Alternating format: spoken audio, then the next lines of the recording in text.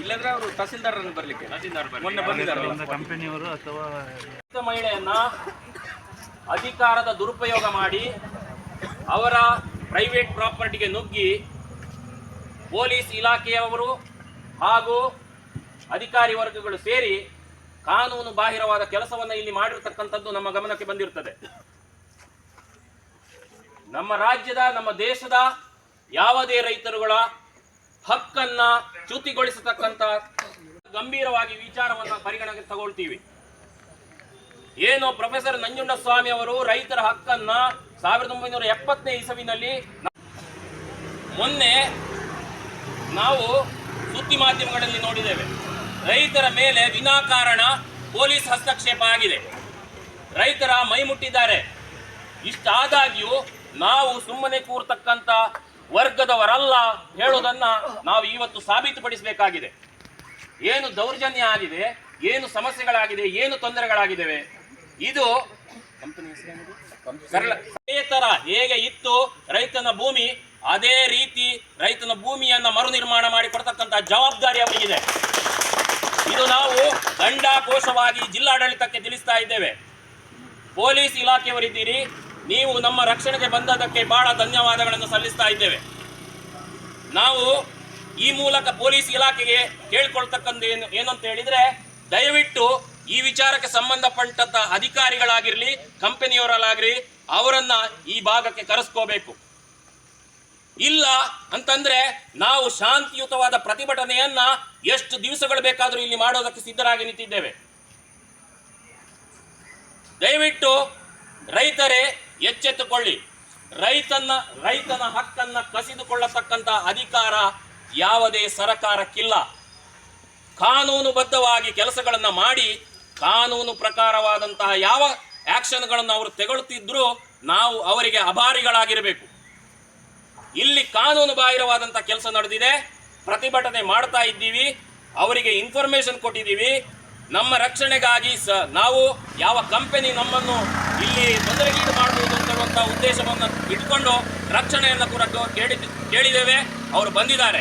ಇನ್ನು ಮುಂದಿನ ಹೆಜ್ಜೆಗೆ ಪೊಲೀಸ್ ಇಲಾಖೆಯಿಂದ ನಮಗೆ ಸಹಕಾರ ಬೇಕು ಅಂತೇಳಿ ಕೇಳ್ಕೊಳ್ತಾ ಇದ್ದೇವೆ.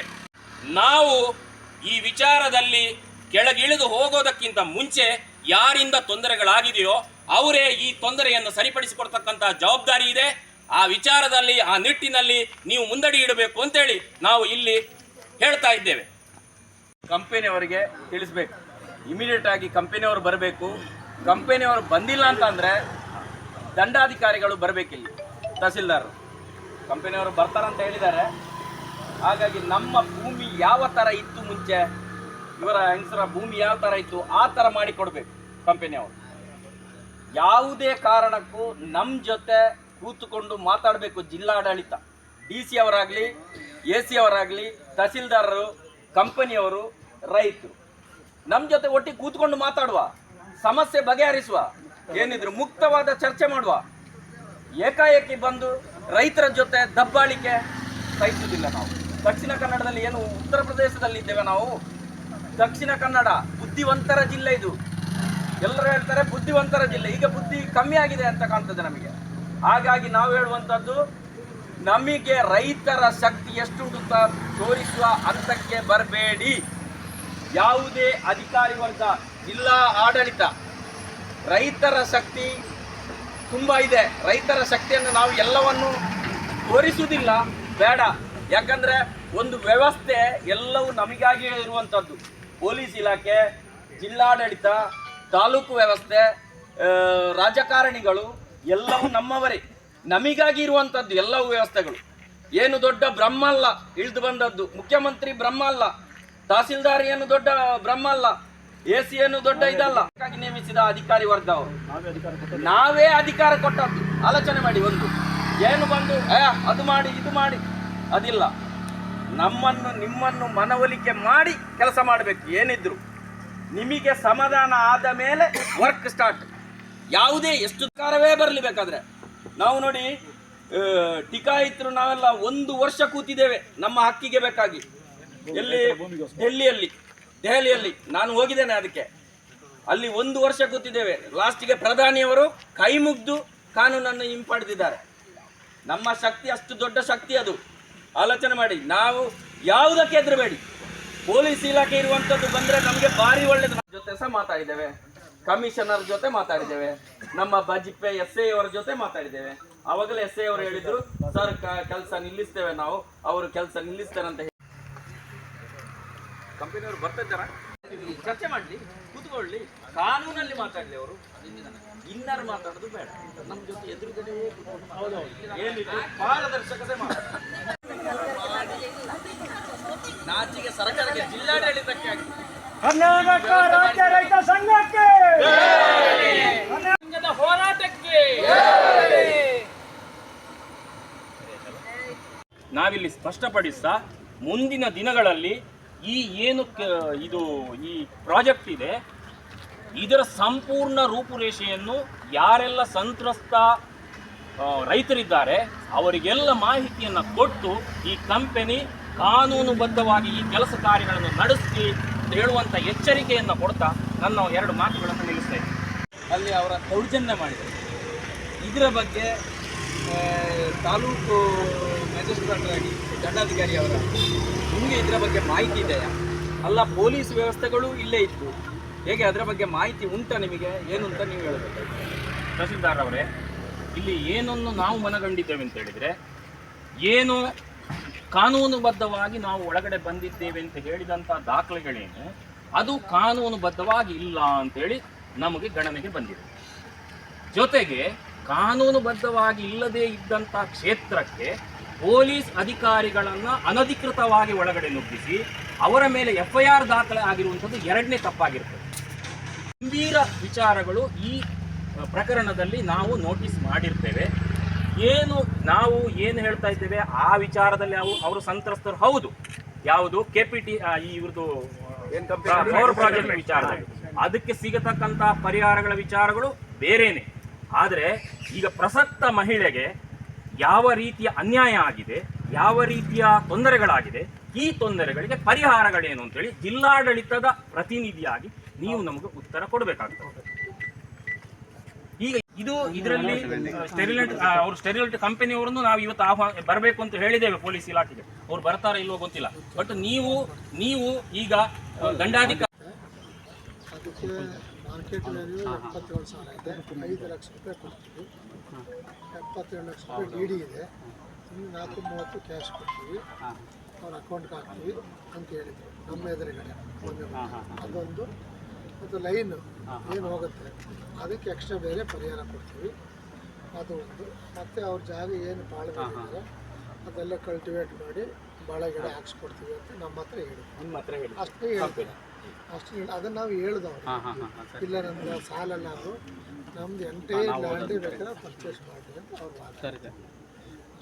ನಾವೇನು ಮಾಡಿದ್ರೆ ನೀವು ಕಾನೂನು ರೀತಿ ನೀವು ಕ್ರಮ ವಹಿಸಬೇಕು ಅಂದ್ಬಿಟ್ಟು ನಾವು ಹೇಳ್ದು ಅಷ್ಟೇ. ಅವ್ರು ಏನು ಮಾಡಿದ್ದಾರೆ, ಈಗ ಅವರು ಸರ್ಕಾರಿ ಕೆಲಸಕ್ಕೆ ಅಡ್ಡಿಪಡಿಸಿದ್ದಾರೆ ಅಂದ್ಬಿಟ್ಟು FIR ಮಾಡಿದ್ದಾರೆ. ಇದಾಗಿದೆ ಅಷ್ಟೇ. ಇಷ್ಟು ನನಗೆ ಗೊತ್ತಿದೆ.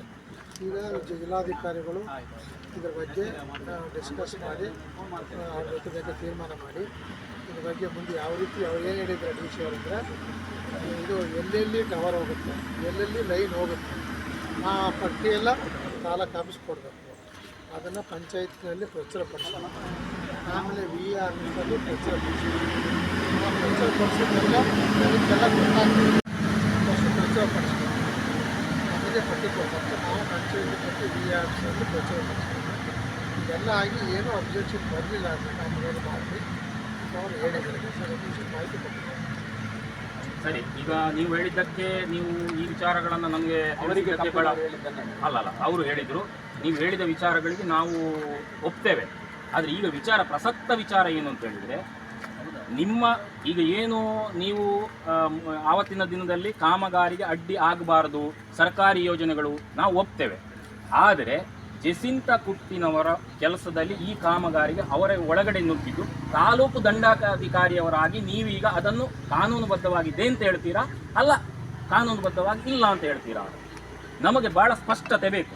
ಕಾನೂನುಬದ್ಧವಾಗಿದ್ದರೆ ಕಾನೂನುಬದ್ಧತೆಗೆ ನಾವು ತಲೆಬಾಗ್ತೇವೆ. ನಾವು ರೈತರು ಯಾವುದೇ ಕಾಮಗಾರಿಗಳನ್ನು ವಿರೋಧಿಸುವುದಿಲ್ಲ. ಆದರೆ ಈಗ ಅವರಿಗೆ ಅನ್ಯಾಯ ಆಗಿದೆ ಅಂತ ಹೇಳುವಂಥದ್ದು ನಮ್ಮ ಅಹವಾಲು. ಅವರಿಗೆ ಅನ್ಯಾಯ ಆಗಿದೆ, ಅವರ ಪರಿವರ್ತನೆಗೊಂಡಿದೆ, ಭೂಮಿಯ ರೂಪಾಂತರ ಆಗಿದೆ, ಮಾನಸಿಕ ಹಿಂಸೆ ಆಗಿದೆ. ಅದಲ್ಲದೆ ಯಾವುದೇ ಕಾರಣ ಇಲ್ಲದೆ ಸ್ಟೇಷನ್ಗೆ ಎಳ್ಕೊಂಡು ಹೋಗಿದ್ದಾರೆ. ಇದೀಗ ಆ ಪೊಲೀಸಿನವರು ಮಾಡಿದಂಥ ಕೆಲಸ ಸರಿಯೋ ತಪ್ಪು ತಾಲೂಕು ದಂಡಾಧಿಕಾರಿಯಾಗಿ ನೀವು ಉತ್ತರ ಕೊಡಬೇಕಾಗ್ತದೆ. ಇಲ್ಲ ಅಂತ ಹೇಳಿ ಆದ್ರೆ ಕಾನೂನುಬದ್ಧವಾಗಿ ಇಲ್ಲದೆ ಯಾರನ್ನು ಅರೆಸ್ಟ್ ಮಾಡೋ ಹಾಗಿಲ್ಲ, ಹೇಳ್ಕೊಂಡು ಹೋಗೋ ಹಾಗಿಲ್ಲ. ಅರೆಸ್ಟ್ ಮಾಡಿಲ್ಲ, ಅವರು ಕರ್ಕೊಂಡು ಹೋಗಿದ್ದಾರೆ. ಹೌದು, ಮಾತಾಡುವರು ನಮಗೆ ರೈತರ ಪೂರಕರಾಗಿದ್ದಾರೆ. ಅವ್ರು ರೈತರಿಗೆ ಬೇಕಾದಂತ ಪರಿಹಾರಗಳನ್ನು ಕೊಡುವುದಕ್ಕೆ ನಾವು ಇವತ್ತು ಮಾತಾಡ್ತಾ ಇದ್ದೀವಿ. ಸೊ ನಾವು ಯಾವುದೇ ಚರ್ಚೆಗಳನ್ನು ಮಾಡೋದಕ್ಕೆ ಬಂದಿಲ್ಲ. ಅವ್ರು ಏನು ಹೇಳ್ತಾರೆ ಆ ವಿಚಾರವನ್ನು ತಿಳ್ಕೊಂಡು ನಮ್ಮ ಮುಂದಿನ ಹೆಜ್ಜೆಗಳನ್ನು ನಾವೇ ನಿರ್ಣಯ ಮಾಡ್ತೇವೆ. ಅಂದರೆ ಅವ್ರೇನಂದ್ರೆ ಕರ್ಕೊಂಡು ಹೋಗಿದ್ದಾರೆ ಅಷ್ಟೇ, ಸರ್ಕಾರಿ ಕೆಲಸಕ್ಕೆ ಅಡ್ಡಿಪಡಿಸ್ತಾ ಇದ್ದಾರೆ ಅಂತ ಅವ್ರು ಕಂಪ್ಲೇಂಟ್ ಕೊಟ್ಟ ಮೇಲೆ ಅವ್ರು ಕರ್ಕೊಂಡು ಹೋಗಿದ್ದಾರೆ ಅಷ್ಟೇ. ನಮ್ಮ ಎದುರು ಕರ್ಕೊಂಡು ಹೋದ್ರು. ಅವ್ರೇನು ಯಾವುದೇ ರೀತಿ ಮಾನಸಿಕ ಹಿಂಸೆ ಆಗಲಿ ದೈಹಿಕ ಹಿಂಸೆ ಆಗಲಿ ಮಾಡಿಲ್ಲ, ನಂಗೆ ಗೊತ್ತಿದೆ ಅಷ್ಟೇ. ಅವ್ರೇನಂದ್ರೆ ಮತ್ತು 6 ಗಂಟೆ ಮೇಲೆ ಬಿಟ್ಟು ಕಳಿಸಿದ್ದಾರೆ. ಪೊಲೀಸ್ ಎಸ್.ಐ ಹತ್ರ ಮಾತಾಡಿದಾಗ 6 ಗಂಟೆ ಮೇಲೆ ಬಿಟ್ಟು ಕಳಿಸಿದ್ದೀವಿ ಅಂತ ಅವ್ರು ಹೇಳಿ ನಮಗೆ ಮಾಹಿತಿ ಹೇಳಿ. ಯಾವುದೇ ರೀತಿ ಅಲ್ಲೇ ಮಾಡಿಲ್ಲ, ಏನೂ ಮಾಡಿಲ್ಲ. ಅದು ಮಾನಸಿಕ ಹಿಂಸೆ ಕೊಟ್ಟಿದ್ದೆ, ಏನು ಮಾಡಿಲ್ಲ. ನಾವು ಯಾಕಂದರೆ ಅವರು ಕಂಪ್ಲೇಂಟ್ ಕೊಟ್ಟು ನಮ್ಮ ಎದುರಿಗೆ ಅವ್ರು ಕರ್ಕೊಂಡು ಹೋದ್ರು. ಅದು ವಿಚಾರ ನನಗೆ ಅದು ನಾನು ಅಲ್ಲೇ ಇದ್ದೆ, ಅಷ್ಟು ಬಿಟ್ಟರೆ ಇನ್ನೇನೂ ಆಗಿಲ್ಲ. ಆಮೇಲೆ ಮತ್ತೆ ಅವರೇ ಫೋನ್ ಮಾಡಿ ಕೇಳಿದಾಗ ಬಿಟ್ಟಿದ್ದೀವಿ, ಸಾಯಂಕಾಲ ಬಿಟ್ಟು ಕಳಿಸಿದ್ದೀವಿ ಅಂತ ಹೇಳಿದ್ದಾರೆ ಅಷ್ಟೇ. ಇದನ್ನು ಗೊತ್ತು ವಿಚಾರ. ಈಗ ನಾವು ಮಾನ್ಯ ಜಿಲ್ಲಾಧಿಕಾರಿ ಹತ್ರ ವಿಚಾರ ಡಿಸ್ಕಸ್ ಮಾಡಿದಾಗ ಅವ್ರು ಈ ರೀತಿ ಹೇಳಿದ್ದಾರೆ ನಮಗೆ ಏನಂತ, ಎಲ್ಲ ಅವ್ರು ಕಾನೂನು ಪ್ರಕಾರವಾಗಿ ಪಂಚಾಯತಿಯಲ್ಲಿ ಪರಿಸರ ಕಳಿಸ್ಬೇಕು, ಅವ್ರೇನು ಹೇಳಿದ್ರು ಅವತ್ತು, ಇವ್ರ ತಾಯಿ ಹತ್ರ ಸ್ವಲ್ಪ ನೋಟಿಸ್ ಕೊಟ್ಟು ಫೋಟೋ ತಗೊಂಡಿದ್ದೀವಿ ಅಂತ ಫೋಟೋ ತಗೊಂಡಿದ್ದೀವಿ. ಅವ್ರಿಗೆ ಒಂದು ನೋಟಿಸ್ ಅಂತ ಕೊಟ್ಟು ಫೋಟೋ ತೆಗೆಸ್ಕೊಂಡಿದ್ದಾರೆ ಅಂತ ಇವ್ರು ಹೇಳ್ತಾರೆ. ಮತ್ತು ಅವ್ರ ಪ್ರೊಸೀಜರು ಅವ್ರೇನು ಹೇಳ್ತಾರೆ, ಇವರು ತಗೊಳ್ಳದೆ ಅದಕ್ಕೆ ಅವ್ರ ತಾಯಿಗೆ ನಾವು ಫೋಟೋ ತಗೊಂಡಿದ್ದೀವಿ ಅಂತ ಅವ್ರು ಹೇಳಿದ್ದಾರೆ. ಮಾಹಿತಿ ಕೊಟ್ಟಿದ್ದಾರೆ. ಸರಿ, ಈ ಮಾಹಿತಿಯ ಬಗ್ಗೆ ನಾವು ಕ್ಲಾರಿಫಿಕೇಶನ್ ಕೊಡ್ತೇವೆ. ಅವರು ಕೊಟ್ಟಿರತಕ್ಕಂಥ ನೋಟಿಸು ಜೆಸಿಂತಾ ಅವರಿಗೆ 135 ರೀತಿಯಲ್ಲಿ ಇದ್ದಾವೆ. ಅದನ್ನು ಮಾಡಲಿದ್ದೇನೆ. ಈ ಸರ್ವೆ ನಂಬರದ ಒಳಗಡೆ ಏನಾಗಿದೆ, DC ಅವರ ಆರ್ಡರ್ ಇದೆ ಅಂತೇಳಿ, DC ಅವರ ಆರ್ಡರ್ ಇದೆ ಇಲ್ಲ ಅಂತ ಹೇಳಲ್ಲ, ಹೈಕೋರ್ಟ್ ಆರ್ಡರ್ ಇದೆ ಇಲ್ಲ ಅಂತ ಹೇಳಲ್ಲ. ಆದರೆ ಜೆಸಿಂತಾ ಕುಟಿನ ಅವರ ಭೂಮಿಯ ಮೇಲೆ ಯಾವುದೇ ಆರ್ಡರ್ಗಳು ಇಲ್ಲ ಇವತ್ತಿನವರೆಗೆ. ಹಾಗಾಗಿ ಒಳ ಪ್ರವೇಶ ಆಗಿದೆ. ಈಗ ನೀವು ಏನು ಸರ್ವೆ ನಂಬರಿಗೆ ಇಲ್ಲ ಅಂತ ನೀವು ಹೌದು ಅವರ ಜಾಗಕ್ಕೆ ಸರ್ವೆ ನಂಬರಕ್ಕೆ ಎಲ್ಲಿಯವರೆಗೆ ಆದೇಶಗಳಾಗುವುದಿಲ್ಲವೋ ಅಲ್ಲಿಯವರೆಗೆ ಒಳಗಡೆ ಪ್ರವೇಶ ಮಾಡುವುದಕ್ಕೆ ನಿಮ್ಮ ಟೆಲಿಗ್ರಾಫ್ 1885 ಆಕ್ಟ್ ಕೂಡ ಒಪ್ಪುವುದಿಲ್ಲ. ಅದು ಅವ್ರು ಏನು ಸೆಕ್ಷನ್ 10D ಅಂತ 10 ಅಂತ ಹೇಳ್ತಾರೆ, ಆಮೇಲೆ 16 ಅಂತ ಹೇಳ್ತಾರೆ. ಸೆಕ್ಷನ್ 10 ಇಂಪ್ಲಿಮೆಂಟೇಷನ್ ಆಗದೆ ಸೆಕ್ಷನ್ 16 ಇಂಪ್ಲಿಮೆಂಟೇಷನ್ ಬರುವುದಿಲ್ಲ. ಸೆಕ್ಷನ್ ಇಲ್ಲಿ ಏನಾಗಿದೆ, ನಾವು ಸೆಕ್ಷನ್ 16 ಅನ್ನು ಇಂಪ್ಲಿಮೆಂಟೇಷನ್ ಮಾಡಿದ್ದೀವಿ ಅಂತ ಹೇಳ್ತಾ ಇದ್ದಾರೆ. ಇದು ಕಾನೂನುಬದ್ಧ ವ್ಯವಸ್ಥೆಯಲ್ಲಿ ಇಲ್ಲ. ಯಾವತ್ತು DC ಅವರ ಮುಂದೆ ಇದು ಚರ್ಚೆಗೆ ಬಂದು ಪರಿಹಾರದ ನಿರ್ಣಯಗಳಾಗುವುದಿಲ್ಲವೋ ಅಲ್ಲಿಯವರೆಗೆ ರೈತನ ಹಕ್ಕನ್ನು ದಮನಿಸುವ ಅಧಿಕಾರ ನಮ್ಮ ಸಂವಿಧಾನದಲ್ಲಿ ಬರೆದಿಲ್ಲ. ಇಷ್ಟು ವಿಚಾರವನ್ನು ತಿಳಿಸಿದ್ದೇವೆ. ಅನ್ಯಾಯ ಆಗಿದೆ. ಯಾವ ರೀತಿಯ ನಿರ್ಣಯಗಳನ್ನು ನೀವು ತಗೊಳ್ತೀರಾ ಹೇಳಿ, ಆಮೇಲೆ ನಮ್ಮ ನಿರ್ಣಯಗಳನ್ನು ನಾವು ಮಾಡ್ಕೋತೇವೆ. ಈಗಾದರೆ ಇವರು ಬೆನಿಫಿಟ್ಸ್ ನೀವೆಲ್ಲ ಒಂದು ದಿನ DC ಅವ್ರ ಚರ್ಚೆ ಮಾಡಿ ಆಮೇಲೆ ಅವ್ರು ಏನು ತೀರ್ಮಾನ ಮಾಡ್ತಾರೆ ಅಲ್ಲಿ ನಂತರ ಬೇಕಾದ್ರೆ ಮಾಡ್ತೀವಿ. ಅಲ್ಲಿವರೆಗೂ ಸದ್ಯಕ್ಕೆ ಬೇಕಾದ್ರೆ ಹೇಳಿ. ಸರಿ, ಈಗ ಆಗಿರತಕ್ಕಂಥ ಕಾಮಗಾರಿಯನ್ನ ಏನು ಮಾಡೋದು, ಅವರದನ್ನು ಹಾಗೆ ಇರಲಿ. ಅವ್ರೇನು ತೀರ್ಮಾನ ಮಾಡ್ತಾರೆ DC ತೀರ್ಮಾನ ಮಾಡಿದ್ಮೇಲೆ ಬೇಕಾದ್ರೆ ಅವ್ರು ಮುಂದೆ ಅದನ್ನು ಬೇಕಾದ್ರೆ ಹೇಳ್ತೀವಿ. ಅವರದನ್ನು ಬರೆದು ಕೊಡ್ತಾರೆ ನಮಗೆ. ನಾವೇ ಹೇಳ್ತೀವಿ. ಅಲ್ಲ, ಹೇಳಿದ್ರೆ ಆಗಲ್ಲ. ನಾವೇನು ಗೊತ್ತಾ, ನಾವು ಇಲ್ಲಿಗೆ ಬರಬೇಕಿದ್ರೆ ಮಾನ್ಯ ತಹಶೀಲ್ದಾರ್ ಅವರೇ ನಾವು ಇಲ್ಲಿಗೆ ಬರಬೇಕಾಗಿದ್ರೆ ನಿಮಗೆ ತಿಳಿಸಿದ್ದೀವಿ, ಇಮೇಲ್ ಅಲ್ಲಿ ಜಿಲ್ಲಾಧಿಕಾರಿಗೆ ತಿಳಿಸಿದ್ದೀವಿ, ಅವರಿಗೆ ಇಮೇಲ್ ಅಲ್ಲಿ ಕಳಿಸಿದ್ದೀವಿ. ಅದೇ ರೀತಿ ಕುಟಿನಾರ್ ಅವರಿಗೆ ಈ ರೀತಿಯಾದಂತಹ ಒಂದು ಕೆಲಸ ಕಾರ್ಯಗಳು ಆಗುವಲ್ಲಿಯ ತನಕ ಅವರ ಭೂ ಪ್ರವೇಶ ಮಾಡುವುದಿಲ್ಲ ಅಂತ ಹೇಳುವಂಥದ್ದು ನಮಗೆ ಸ್ಟೆರಿಲೈಟ್ ಕಂಪನಿಯವರು ಬರೆದು ಕೊಡಬೇಕು. ರಿಟರ್ನ್ ಇಲ್ಲ ಅಂತಂದ್ರೆ ಈಗ ಏನಾಗಿದೆ ಅದನ್ನು ಮುಚ್ಚಿಕೊಡ್ಬೇಕು ಇವಾಗಲೇ. ಇಲ್ಲ ಅಂತಂದ್ರೆ ನಮ್ಮ ಭೂಮಿ ನಾವು ಮುಚ್ಚಿಕೊತೀವಿ, ಆಮೇಲೆ ಇದು ಮುಂದಿನ ಕಾರ್ಯಗಳೇನಿದೆ ಅದು ಏನು ನಾವು ಮಾಡಬೇಕು ಅದನ್ನು ನಾವು ರೈತ ನಾಯಕರಾಗಿ ನಾವು ನಿರ್ಣಯ ತಗೊಳ್ತೀವಿ. ಈ ಸರ್ ಏನು ತೀರ್ಮಾನ ಕೊಡ್ತಾರೆ, ತೀರ್ಮಾನ ಕೊಟ್ಟ ಮೇಲೆ ಬೇಕಾದ್ರೆ ಅಲ್ಲ, ಅದು ನೀವು ಒಂದು ಸ್ಟೆರಿಲೈಟ್ ಕಂಪನಿಯವರಿಗೆ ಹೇಳಿ ಈಗ ಏನು ತಪ್ಪಾಗಿದೆ ಅಂತ ಹೇಳುವಂಥದ್ದನ್ನು ಅವರು ಒಪ್ಪಬೇಕು. ಅವರು ಇವತ್ತು ಕಾಮಗಾರಿ ನಡೆಸಿಲ್ಲ, ನಾವು ಬರ್ತೇವೆ ಅಂತ ಹೇಳಿ ಯಾವತ್ತು ಗೊತ್ತಾಯ್ತೋ ಅವರು ಅದು ದೇವರು ಕೂಡ ಒಪ್ಪೋದಿಲ್ಲ. ನೋಡಿ ಅದರ ಮೇಲೆ ಮರ ಬಿದ್ದಿದೆ, ನೋಡಿ ವಿದ್ಯಾರ್ಥಿನ ಮೇಲೆ ಮರ ಸಹ ಬಿದ್ದಿದೆ. ದೇವರು ಕೂಡ ಕೆಲಸವನ್ನು ಮಾಡಿದ್ದಾರೆ. ಇಂಥ ಒಂದು ರೈತ ಮಹಿಳೆಯನ್ನ ಇವತ್ತು ಬೀದಿಯಲ್ಲಿ ನಿಲ್ಲುವಂತ ಕೆಲಸ ಮಾಡಿದ್ದಾರೆ. ಇವರು ಮಹಿಳೆಯರು ನಮ್ಮ ಹತ್ರ ಏನ್ ಹೇಳಿದ್ರು ಅಂತ ಹೇಳಿದ್ರೆ, ರೈತ ಸಂಘಕ್ಕೆ ಕಂಪ್ಲೇಂಟ್ ಕೊಟ್ಟು ನಮಗೆ ಇನ್ನು ಬದುಕಲಿಕ್ಕೆ ಆಗುದಿಲ್ಲ, ನಾವು ವಿಷ ಕುಡಿದು ಸಾಯ್ತೇವೆ ಅಂತ ಹೇಳ್ತಾರೆ. ಆತ್ಮಹತ್ಯೆ ಅಂತ ದಾರಿ ಮಾಡಿ ಕೊಡಬಾರದು, ನಮ್ಮನ್ನು ಬದುಕಿಸಿ ಸರ್ ಅಂತ. ನಮಗೆ ಪರಿಚಯ ಇಲ್ಲ. ಇನ್ನೊಂದು ವಿಚಾರಗಳು, ರೈತರ ಭೂಮಿಯಲ್ಲಿ ಅದು ಹಾಗೆ ಇದೆ ಹೀಗೆ ಇದೆ ಈ ರೀತಿ ಅಂತ ಪ್ರಾಜೆಕ್ಟ್ ಆಗುವ ಅಲ್ಲಿ ಅಡಿಕೆ ಗಿಡ ಯಾರು ಸಹ ನಡ್ಲಿಕ್ಕೆ ಆಗುದಿಲ್ಲ, ಕೃಷಿ ಮಾಡ್ಲಿಕ್ಕೆ ಆಗುದಿಲ್ಲ, ಅದು ಪಾಳುಬದ್ಧ ಭೂಮಿ ಅಂತ ನಿರ್ಣಯ ಮಾಡ್ಲಿಕ್ಕೆ ಆಗುದಿಲ್ಲ. ಬಗ್ಗೆ ತುಂಬಾ ವಿಚಾರಗಳಿದೆ. ನಾವು ಅಧ್ಯಕ್ಷತೆಯಲ್ಲೇ ಬೇಕಿದ್ರೆ ಮಾಡೋಣ, ಅದಕ್ಕೆ ನಾವು ಸಿದ್ಧರಿದ್ದೇವೆ. ಓಕೆ, ಡಿ ಸಿ ಅವರ ಅಧ್ಯಕ್ಷತೆಯಲ್ಲಿ ಇದರ ಕೆಲಸಗಳನ್ನು ಮಾಡೋಣ. ನೀವು ಈ ವಿಚಾರಗಳನ್ನು ಡಿ ಸಿ ಅವರಿಗೆ ತಿಳಿಸಿ, ಇಲ್ಲಿ ಏನಾಗಿದೆ, ಇವತ್ತು ತೀರ್ಮಾನಗಳು ಏನಾಗಿದೆ ತಿಳಿಸಿ. ಕಂಪನಿಯವರು ಮಾತ್ರ ಓವರಲ್ ಆಗಿ ಹೇಳಿದ್ರೆ ಸಾಕಾಗುದಿಲ್ಲ. ಇಲ್ಲ ಅಂತಂದ್ರೆ ಅವರು ಅದೇ ಜೆಸಿಬಿ ಅದನ್ನು ಮುಚ್ಚಿ ಹೊರಡಬೇಕು. ನಮ್ಮ ಅಧಿಕಾರಿಗಳಿಲ್ಲ ಅಂದ್ರೆ ಅವ್ರು ಮಾಡಕ್ ಬರಲ್ಲ. ಹೌದು, ನಾನು ಬಂದ್ರೆ ಈ ಇಶ್ಯೂ ವಿಚಾರ ಬಗ್ಗೆ ಸರಿ ಇದೆ. ಸರ್, ಈಗ ನಾಳೆ ಇನ್ನೊಂದು ಕಡೆ ಹೋಗ್ತೀರಿ, ಪುನಃ ನಾವು ಅಲ್ಲಿ ಹಣ ತಗೊಂಡವರಲ್ಲಿ ಕೆಲಸ ಮಾಡಬೇಡಿ ಅಂತ ಹೇಳಲಿಕ್ಕೆ ಆಗುದಿಲ್ಲ. ಹಾಗಾಗಿ ಹಣ ತಗೊಂಡವರಲ್ಲಿ ಕೆಲಸ ಮಾಡ್ತಾರೆ. ನಮ್ಮವರು ಈಗ VR ಇಲ್ಲ ಅಂದ್ಮೇಲೆ ಅವ್ರು ಏನು ಕೆಲಸ ಮಾಡೋಣ, ಅವರು ನಮ್ಮ ಶಾಪ್ ಇಲ್ಲ ಅಂದ್ರೆ ಯಾವುದೇ ಕಾರಣ ಕೆಲಸ ಮಾಡ್ತಾರೆ. ಅದರಿಂದ ನಾವು ಅವ್ರಿಗೆ ಹೇಳ್ತೀವಿ. ಅದರಿಂದ ಡಿ ಸಿ ಅವ್ರಿಗೆ ಏನು ಡೈರೆಕ್ಷನ್ ಕೊಟ್ಟ ಮೇಲೆ ಬೇಕಾದ್ರೆ ಮಾಡಿ, ಅಲ್ಲಿವರೆಗೂ ಬೇಕಾದ್ರೆ ಹೇಳ್ತೀವಿ. ಈಗ ಯಥಾಸ್ಥಿತಿಯಲ್ಲಿ ಇಡುವುದು ಅಂತ ನೀವು ಹೇಳ್ತಾ ಇದ್ದೀರಿ. ಕಂಪನಿಯವ್ರಿಗೆ ಹೇಳ್ತೀವಿ, ಅದು ಡಿ ಸಿ ಅವರು ಅಲ್ಲ, ಅವರಿಂದ ನಿಮಗೆ ನೀವು ಒಂದು ಭರವಸೆ ಕೊಡಬೇಕು. ತೀರ್ಮಾನ ಮಾಡಿ ಅವರು ಬರ್ಲಿ ಬೇಕು ಅಂತ ಕಾಣಿಸ್ತಿದೆ. ಬರ್ಲಿ ಸರ್, ಅವರಿಗೆ ಸಮಸ್ಯೆ ಸ್ಟೆರಿಲೈಟ್ ಕಂಪನಿಯವರು ಈಗ ಕರೆಸ್ತಿದ್ರೆ ನಾವು ಇವತ್ತು ಎಷ್ಟು ಹೊತ್ತು ಇಲ್ಲಿ ನಿಲ್ಲಿಕ್ಕೆ ಇದ್ದೇವೆ ಸರ್. ಅವರನ್ನು ಕರೆಸಿ. ನಾವು ಯಾವುದೇ ರೀತಿಯಲ್ಲಿ ಏನು ಫೋನ್ ಮಾಡಿದ್ರ ಪೊಲೀಸ್ ಅವ್ರು ಬರ್ಲಿ, ಅವ್ರು ಮಾಡಿದ್ದಾರೆ. ಅವ್ರ ಕಂಪನಿಯವರು ಏನು ಉತ್ತರ ಕೊಡ್ಲಿ, ರೆಡಿ ಮಾಡ್ತಾ ಇದ್ದೇವೆ ಸರ್. ಮುಖಂಡರು ಕಲಾಕಕ್ಷ ಬನ್ನಿ ಮಾತಾಡೋಣ ಅಂತ ಹೇಳಿದ್ದಾರೆ. ಅಲ್ಲಿ ಬನ್ನಿ, ಇವತ್ತು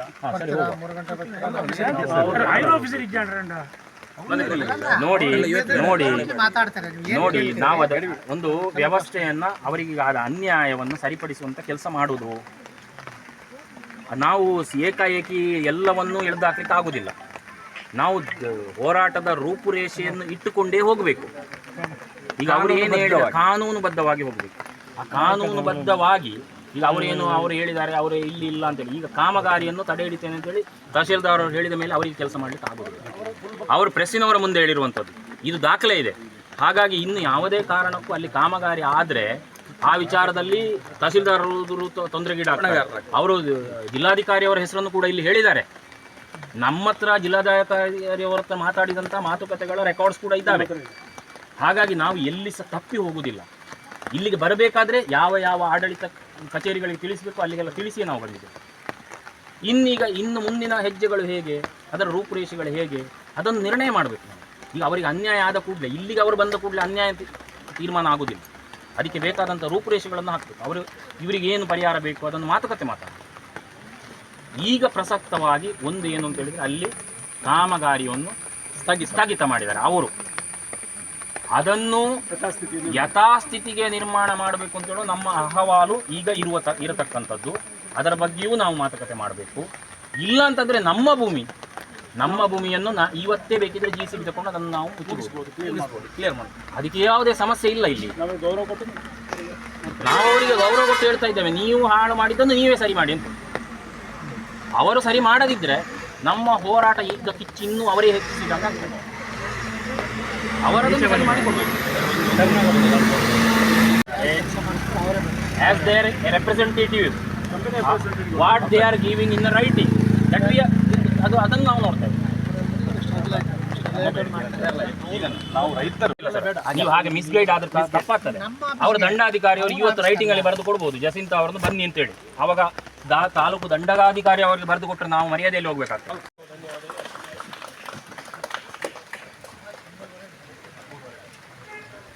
ಕರ್ನಾಟಕ ರಾಜ್ಯ ರೈತ ಸಂಘಕ್ಕೆ ಏನು ಈ ಕುಪ್ಪೆಪದವು ಭಾಗದ ಜಸಿಂತ ಕುಟಿನಾರ್ ಅವರ ಪ್ರೈವೇಟ್ ಪ್ರಾಪರ್ಟಿ ಸರ್ವೆ ನಂಬರ 135/4ರಲ್ಲಿ ಏನು ಸಮಸ್ಯೆಗಳು ಹುಟ್ಟಿದ್ದಾವೆ, ಇದು 7ನೇ ತಾರೀಕು ಆಗಸ್ಟ್ 7ನೇ ತಾರೀಕಿಗೆ ನಡೆದಿದೆ. ಇಲ್ಲಿ ಕಾನೂನು ಬಾಹಿರವಾಗಿ ಅಧಿಕಾರದ ದುರುಪಯೋಗವನ್ನು ಮಾಡಿ ಅವರ ಭೂಮಿ ಒಳಗಡೆ ಅತಿಕ್ರಮ ಪ್ರವೇಶವನ್ನು ಮಾಡಿ ಅತಿಕ್ರಮ ಕಾಮಗಾರಿ ನಡೆದಿರ್ತದೆ. ಈ ವಿಚಾರವನ್ನು ಭಾಳ ಗಂಭೀರವಾಗಿ ಪರಿಗಣನೆಗೆ ತಗೊಂಡಂಥ ಕರ್ನಾಟಕ ರಾಜ್ಯ ರೈತ ಸಂಘ ಹಾಗೂ ಹಸಿರು ಸೇನೆ ದಕ್ಷಿಣ ಕನ್ನಡ ಜಿಲ್ಲಾ ಘಟಕದಿಂದ ಸಾಮೂಹಿಕ ನಾಯಕತ್ವದಲ್ಲಿ ನಾವು ಮುಂದಾಳತ್ವವನ್ನು ತೆಗೆದುಕೊಂಡು ಈ ಭಾಗಕ್ಕೆ ಬಂದು ಅವರಿಗೆ ನ್ಯಾಯ ಕೊಡಿಸಬೇಕು ಅಂತೇಳಿ ಇವತ್ತು ಬೆಳಿಗ್ಗೆಯಿಂದ ಚಳುವಳಿಯನ್ನು ಮಾಡಿದ್ದೇವೆ. ಚಳುವಳಿಯ ತೀವ್ರತೆಯನ್ನು ಅರಿತುಕೊಂಡಂತಹ ಪೊಲೀಸ್ ಇಲಾಖೆ ಹಾಗೂ ಜಿಲ್ಲಾಡಳಿತ ತಹಶೀಲ್ದಾರರ ಮುಖಾಂತರ ಈ ಭಾಗಕ್ಕೆ ಬಂದಿದ್ದಾರೆ.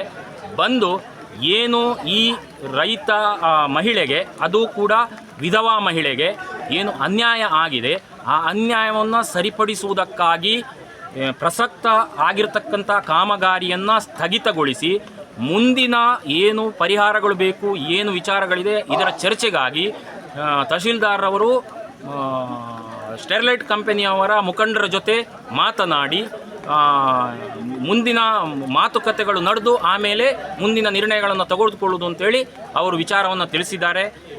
ಏನು ಜಿಲ್ಲಾಧಿಕಾರಿ ಅವರು ತಿಳಿಸಿದ್ದಾರೆ, ಅದೇ ರೀತಿ ಈ ಕಾಮಗಾರಿಯನ್ನು ಇನ್ನೂ ದಕ್ಷಿಣ ಕನ್ನಡ ಜಿಲ್ಲೆಯಾದ್ಯಂತ ಮುಂದುವರಿಸುವುದಕ್ಕೆ ಎಲ್ಲ ರೈತರ ಸಭೆಯನ್ನು ಕರೆದು ರೈತರ ಮನವೊಲಿಸಿ ರೈತರಿಗೆ ಯಾವ ರೀತಿಯ ಪರಿಹಾರಗಳು ಬೇಕು, ಅವರ ಅಹವಾಲುಗಳೇನು ಅದನ್ನು ಆಲಿಸಿ ಜಿಲ್ಲಾಧಿಕಾರಿ ಮಧ್ಯಸ್ಥಿಕೆಯಲ್ಲಿ ಈ ವಿಚಾರಗಳು ನಡೆದು ಆಮೇಲೆ ಈ ಕಾಮಗಾರಿಯನ್ನು ಮುಂದುವರಿಯುತ್ತದೆ ಅಂತ ಹೇಳುವಂಥ ಭರವಸೆಯನ್ನು ನೀಡಿದ್ದಾರೆ.